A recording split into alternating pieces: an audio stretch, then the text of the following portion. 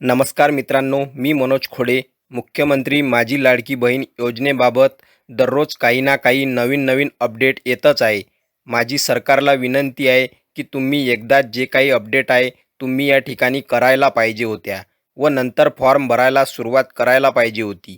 रोज काहीतरी नवीन सूचना, रोज काहीतरी नवीन अपडेट, कोणते कागदपत्रे द्या, कोणते कमी करा, अशा अनेक गोष्टी रोज त्या नारी शक्ती दूत ॲपवर येत आहेतच. अपडेट होत आहे. काही लोकांना ते अपडेट दिसत नसेल तर प्ले स्टोअरवरती जाऊन अपडेट करून घ्यायचं आहे. तेव्हा कुठे तुम्हाला ते दिसणार आहे. आता काही लोकांनी फॉर्म भरले, काही लोक फॉर्म भरत आहे, तर काही लोकांचा फॉर्म चुकलेला असेल तर याबद्दलच्या सर्व प्रश्नांची उत्तरे मी तुम्हाला या ठिकाणी देणार आहेत. तर बघा, सरकार जेव्हा एखादी योजना जाहीर करते त्यावेळेस कुठलाही विचार न करता डायरेक्ट योजना भावनेच्या भरामध्ये या ठिकाणी सरकारने जाहीर केली का? मग आता ती जाहीर केल्यावर नेमकं काय करायचं? या सर्व प्रश्नांची उत्तरे मी तुमच्यासमोर या ठिकाणी देणार आहे. नवीन सूचना आलेल्या आहेत. आता कसाही फॉर्म भरू नका.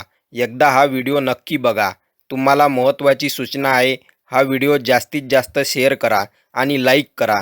हा व्हिडिओ बनविताना जे काही माहिती आहे ती मी माझ्या मनाने तयार केली नाही. ज्या विभागाला म्हणजे अंगणवाडी सेविका असेल, ग्रामसेवक असेल, या विभागाला ही माहिती आलेली आहे महिला व बालविकास ऑफिसमधून.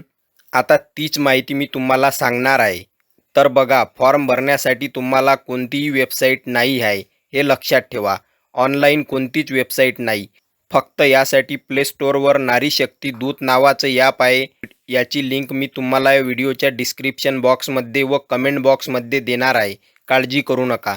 आता पहिला व सर्वात महत्त्वाचा मुद्दा आहे तो म्हणजे सर, ऑनलाईन फॉर्म भरायचा की ऑफलाईन फॉर्म भरायचा?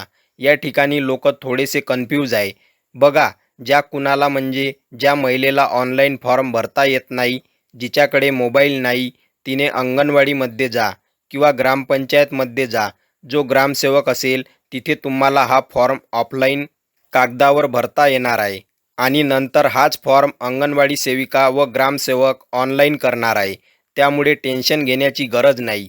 आता बघा, पुन्हा एकदा सांगतो, तुम्ही ऑनलाईन व ऑफलाईन दोन्ही पद्धतीने फॉर्म भरू शकता. परंतु बघा, ऑफलाईन फॉर्म तुम्ही घरी भरू शकत नाही. त्यासाठी तुम्हाला ग्रामपंचायत किंवा अंगणवाडी येथे जावेच लागेल. मग त्यानंतर ग्रामसेवक, अंगणवाडी सेविका व सेतू सुविधा केंद्र यांचं काम आहे त्या फॉर्मला ऑनलाईन करणे. त्यामुळे कोणत्याही प्रकारची काळजी करू नका. कुठलीही वेबसाईट नाही. तुम्हाला मोबाईलवरतीच नारी शक्ती दूत या ॲपवरती जाऊनच हा फॉर्म ऑनलाईन भरायचा आहे. हा मुद्दा तुमच्या लक्षात आला असेल. ऑनलाईन व ऑफलाईन दोन्ही पद्धतीने फॉर्म भरू शकता. आता दुसरा प्रश्न आहे फॉर्म भरताना डॉक्युमेंटची साईज. अनेक लोकांना डॉक्युमेंटची साईज माहीत नाही. तर डॉक्युमेंटची साईज 1 MB पेक्षा कमी असावी. म्हणजे आता बघा, जे मुलं फॉर्म भरत असतील, ज्यांना मोबाईल व कम्प्युटरचं ज्ञान असतील, त्यांच्या लगेच लक्षात येईल. जे तुम्ही या ठिकाणी डॉक्युमेंट्स अपलोड करणार आहात, फॉर एक्झाम्पल शाळा सोडल्याचा दाखला असेल किंवा जन्म दाखला असेल, तर लक्षात ठेवा याची साईज 1 MB पेक्षा कमी असावी. आता बघा, या ॲपवरती एवढी गर्दी आहे की पूर्ण महाराष्ट्र या ॲपच्या मागे लागला आहे व त्याच कारणाने ही ॲप व्यवस्थित चालत नाही आहे. कारण तिच्यावर एवढा लोड आहे, लाखो लोक फॉर्म भरत आहे. त्यामुळे ॲप व्यवस्थित चालत नसेल तर फॉर्म भरू नका किंवा मध्यरात्री किंवा सकाळी तुम्ही फॉर्म भरू शकता. काही लोकांनी अगोदर फॉर्म भरलेले आहे. पहा, हा महत्त्वाचा प्रश्न आहे. पण त्या ॲपमध्ये आता नवीन अपडेट आल्यामुळे चेंजेस होतात. आता हा फॉर्म भरणाऱ्यांचा दोष नाही. त्यामुळे काही काळजी करायची गरज नाही. पुन्हा फॉर्म भरायची गरज नाही, हे या विभागाने सांगितले आहे. आता बघा, ज्यांनी जुने हमीपत्र अपलोड केले असेल त्यांना नवीन हमीपत्र आल्यावर प्रश्न पडला असेल की आम्ही तर जुने हमीपत्र अपलोड केले. तर डोक्यावर ताण घेऊ नका. कारण ज्यांनी जुने हमीपत्र दिले आहे त्यांना नवीन हमीपत्र देण्याची गरज नाही. ताण घेण्याची गरज नाही. अरे बापरे, मी तर जुनंच हमीपत्र दिलं, आता नवीन हमीपत्र आलं, माझ्या फॉर्मचं काय होईल? तर तो प्रॉब्लेम तुमचा नाही, तो ॲप अपडेट होण्याचा प्रॉब्लेम आहे. आता रेशन कार्ड अपलोड करत असाल तर रेशन कार्डचे पहिले पेज व शेवटचे पेज या दोन्ही पानांचे फोटो काढून व त्यांना एकत्र करून अपलोड करा. पहिलं पेज म्हणजे रेशन कार्डच्या रंगाचे पेज असते. पिवळा रंग, केसरी रंग आणि शेवटचं पेज म्हणजे ज्यावरती तुमची नावं असतात. समजले? अशा प्रकारे तुम्हाला राशन कार्डचे फोटो या ठिकाणी अपलोड करायचे आहे. रेशन कार्ड अपलोड करत असाल तर लक्षात ठेवा, रेशन कार्डवर महिलेचं नाव असणे गरजेचे आहे. कारण रेशन कार्डवर नावच नसेल तर तुम्ही त्या कुटुंबाचा सदस्य नाही. त्यामुळे राशन कार्डवर नाव टाकून घ्या आणि हे राशन कार्ड 15 वर्षापूर्वीचे पाहिजे. तरच तुम्हाला राशन कार्ड देता येते, अन्यथा देता येत नाही. आता बघा, तुमच्याजवळ पिवळे किंवा केसरी रेशन कार्ड नसेल तर उत्पन्नाचा दाखला तुम्हाला जोडायचा आहे. म्हणजेच पहा, ज्यांच्याकडे पिवळे व केसरी रेशन कार्ड आहे त्यांना उत्पन्नाचा दाखला देण्याची गरज नाही. परंतु ज्यांच्याकडे पिवळे व केसरी हे दोन्हीही रेशन कार्ड नाही त्यांना मात्र उत्पन्नाचा दाखला द्यावाच लागेल आणि तोही 2024-25 या चालू वर्षाचाच द्यावा लागेल. ऑनलाईन रेशन कार्डची प्रिंट काढून अपलोड करायची का? तर नाही. तुमचे रेशन कार्डचे जे पुस्तक आहे ते कशीही असो, खराब असो, फाटले असो, त्यांचाच फोटो काढायचा आहे व अपलोड करायचा आहे. आता बघा, अर्जदाराचा पत्ता. तर बघा, आता जिथे महिला राहत असेल त्या ठिकाणचा पत्ता. पण आधार कार्डप्रमाणे लक्षात ठेवा, येथे स्पष्ट सांगितले आहे, तुम्ही जे आधार कार्ड जोडत आहे त्यावरचाच पत्ता द्यायचा आहे. आता बघा, जन्म ठिकाण म्हणजे जेथे तुमचा जन्म झालेला आहे त्या ठिकाणची संपूर्ण माहिती व त्या ठिकाणी ग्रामपंचायत, नगरपरिषद, नगरपालिका जे असेल ते येथे टाकायचे आहे. व्हिडिओमध्ये पुढे जाण्यापूर्वी आता मी तुम्हा सर्वांना एक महत्त्वाचं सांगतो, ऐका. तुम्ही काय करता, व्हिडिओला पूर्ण बघत नाही, थोडासा बघता व सोडून देता. आता मला सांगा, असे जर तुम्ही केले तर व्हिडिओमधील पूर्ण माहिती कळणार नाही. कारण तुमच्या डोक्यात जो प्रश्न असते त्या प्रश्नाचे उत्तर या व्हिडिओमध्येच असते. परंतु तुम्ही पूर्ण व्हिडिओ बघत नाही व मग कमेंटमध्ये त्याच प्रश्नाचे उत्तर विचारता. आता येथे कसे होते बघा, हजारो कमेंट येतात आणि मी सर्वांना कमेंटला उत्तर नाही देऊ शकत. त्यामुळे जर तुमच्या कमेंटला उत्तर मिळाले नाही तर मग तुम्हाला त्या प्रश्नाचे उत्तर कसे कळेल? म्हणून माझ्या प्रिय बंधू भगिनींनो, तुम्हाला आग्रहाची विनंती आहे की तुम्ही व्हिडिओ पूर्ण बघा. जर तुम्हाला वेळ नसेल तर व्हिडिओला डाउनलोड करून जेव्हा तुम्हाला वेळ मिळेल तेव्हा बघा. तर चला पुढे जाऊया. Bank account. तर मित्रांनो, बँक अकाउंटविषयी मी सविस्तर व्हिडिओ बनविला आहे व त्याची लिंक डिस्क्रिप्शनमध्ये दिली आहे, तुम्ही पाहू शकता. तरी तुम्हाला एकदा सांगतो, बघा, बँक खाते कोणतेही असले तरी चालते, पण तुम्हाला जे पैसे मिळणार आहे ते DBT मार्फत मिळणार आहे. म्हणजेच तुमच्या आधार कार्डच्या माध्यमातून तुमच्या बँक खात्यात पैसे जमा होणार आहे. त्यामुळे आधार कार्डला बँक लिंक असणे गरजेचे आहे. आता बघा, सर्वात महत्त्वाचा प्रश्न, ज्या बँक खात्याला तुमचे आधार कार्ड लिंक असेल तेच बँक खाते येथे अपलोड करायचे आहे व त्याला IFSC कोड असला पाहिजे. समजलं? एकदा सर्वांनी लाईक करून घ्या. आता बघा, बँक पासबुक अपलोड केले नाही तरी चालेल. बघा, आता हा प्रश्न खूप महत्त्वाचा आहे, नीट बघा. आता बघा, बँक पासबुक जर नसेल तर बघा, बँक खाते पाहिजे. नीट बघा, जर बँक पासबुक नसेल म्हणजे एखाद्या महिलेने कालच बँकेत खातं काढलं असेल तर तिला त्वरित पासबुक मिळते का? पासबुकला तर वेळच लागेल ना. म्हणून लक्षात ठेवा, पासबुक पाहिजेच असं काही नाही. खाते पाहिजे, म्हणजेच खाते क्रमांक पाहिजे आणि त्या खात्याला तुमचे आधार कार्ड लिंक असणे गरजेचे आहे. तसेच त्याला IFSC कोड असला पाहिजे. समजलं? पासबुक असेल तर अपलोड करा, नाही असेल तर नका करू. एकदा सर्वांनी लाईक करून घ्या. पोस्टाचे अकाउंट जोडत असाल तर फक्त IPPBचे अकाउंट लागते, म्हणजेच इंडिया पेमेंट पोस्ट बँक. लक्षात ठेवा, हेच तुम्हाला जोडायचे आहे, ज्यामध्ये सरकारी योजनेचे पैसे जमा होतात. अगोदरचा फॉर्म चुकलेला असेल तर बघा मित्रांनो, त्यावरती सध्या काहीच उपाय नाही. तुम्हाला तो फॉर्म डबल भरता येत नाही. त्यावरती जर काही ऑप्शन आले तर मी तुम्हाला सांगेल. म्हणून लक्षात ठेवा, फॉर्म भरताना गडबडघाई करू नका. आरामशीर व्यवस्थित फॉर्म भरा. शाळा सोडल्याचा दाखला व जन्म दाखला हा अगोदरच्या नावाने असणार आहे. त्यामध्ये काही बदल होणार नाही. कारण TCवरचं नाव तुम्ही कधीच बदलू शकत नाही. लक्षात ठेवा, तुम्ही आधार कार्डवरचं नाव बदलू शकता, तुम्ही एखाद्या मार्कशीटवरचं नाव बदलू शकता, पण TCवरचं नाव, जन्मदाखल्यावरचं नाव तुम्ही कधीच बदलू शकत नाही. त्यामुळे तुम्ही तो अपलोड केला तर चालतो, पण अट आहे, तो दाखला 15 वर्षापूर्वीचा असावा.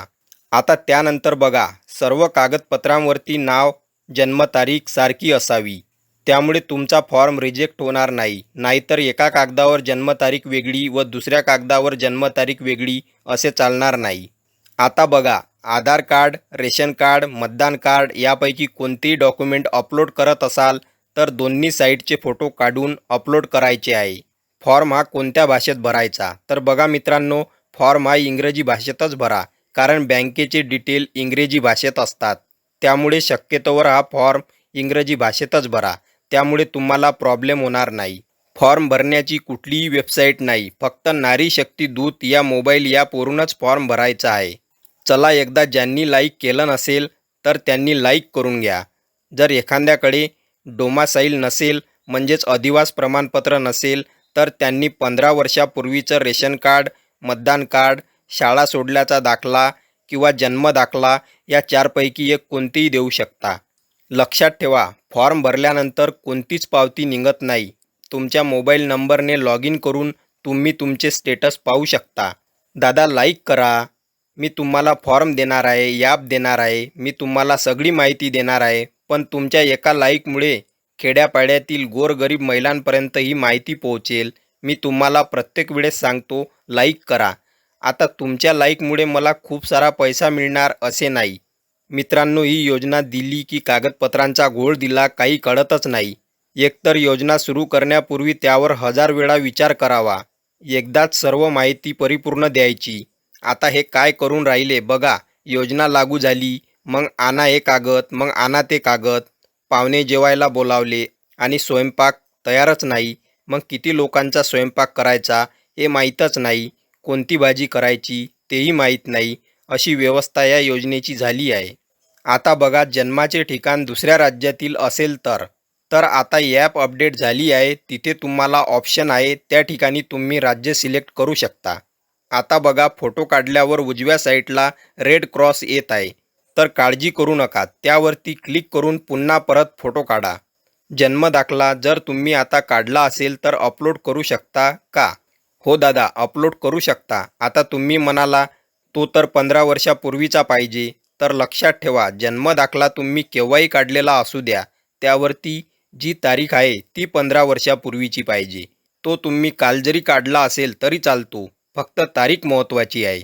आता बघा, डॉक्युमेंट्स ओरिजिनल अपलोड करावी की झेरॉक्स चालते? तर बघा, डॉक्युमेंट्स ओरिजिनल असेल तर त्याचा फोटो काढून अपलोड करा, नाहीतर झेरॉक्ससुद्धा चालते. आता पतीचे कागदपत्र अपलोड करायचे का? तर लक्षात ठेवा, ज्या महिलेचा दुसऱ्या राज्यात जन्म झाला आहे त्यांनीच पतीचे कागदपत्र अपलोड करायची आहे, बाकीच्यांनी नाही. संजय गांधी योजनेचे पैसे मिळत असेल किंवा PM किसान योजनेचे पैसे मिळत असेल किंवा अन्य कोणत्याही सरकारी योजनेचे पैसे मिळत असेल तर फॉर्म भरू शकतो का? अशा माझ्या अनेक माता भगिनींचा प्रश्न होता. तर बघा, 100% फॉर्म भरू शकता. पण तुम्हाला कोणत्याही सरकारी योजनेचे जर महिन्याला 1500 रुपयेपेक्षा जास्त पैसे मिळत असतील तर तुम्ही फॉर्म भरू शकत नाही. आणि जर 1500 रुपयेपेक्षा कमी पैसे मिळत असेल तर तुम्ही फॉर्म भरू शकता. हमीपत्र कसे अपलोड करायचे? तर बघा, हमीपत्र प्रिंट काढून घ्या. त्यावरती पेनाने सर्व बॉक्सवरती टिकमार्क करून घ्या व आपले नाव टाकून सही करा, दिनांक व ठिकाण टाका आणि त्यानंतर अपलोड करा. हमीपत्र तुम्हाला लिहूनच अपलोड करायचे आहे. एका कुटुंबात किती महिला अर्ज करू शकते? तर बघा, एका कुटुंबात फक्त एक विवाहित महिला व एक अविवाहित महिला अशा 2च महिला अर्ज करू शकते. आता कुटुंब म्हणजे काय हे एकदा समजून घ्या. एका राशन कार्डवर जेवढी नावे आहे ते एक कुटुंब धरल्या जाते. कुटुंबात कोणी टॅक्स भरत असेल किंवा कुटुंबातील एखाद्या व्यक्तीकडे 4 व्हीलर असतील तर ते फॉर्म भरू शकत नाही. पासपोर्ट अपलोड करायचा का? तर बघा, लाईव्ह फोटो अपलोड करायचा आहे, पासपोर्ट नाही. तुम्ही ऑनलाईन फॉर्म भरताना त्याच वेळी त्या महिलेचा फोटो काढून अपलोड करायचा आहे. आता नवीन लग्न झालेल्या महिलांचं काय? तर बघा, आता नुकतेच ज्या महिलेचे नवीन लग्न झाले आहे त्या महिलेकडे काहीच कागदपत्र नाही आहे तर त्या महिलेने 15 वर्षापूर्वीचा पुरावा म्हणून डोमासाईल सर्टिफिकेट काढावे किंवा जन्मदाखला द्यावा. याला काही दुसरा ऑप्शन नाही. तर मित्रांनो, अशा प्रकारची अत्यंत महत्त्वाची ही माहिती आहे. ही तुमच्या मित्रांना, नातेवाईकांना व गरजू महिलांपर्यंत शेअर करा. व माहिती आवडली असेल तर या व्हिडिओला लाईक आणि या चॅनलला सबस्क्राईब करून घ्या. तसेच व्हिडिओ शेवटपर्यंत पाहिल्याबद्दल धन्यवाद. जय महाराष्ट्र.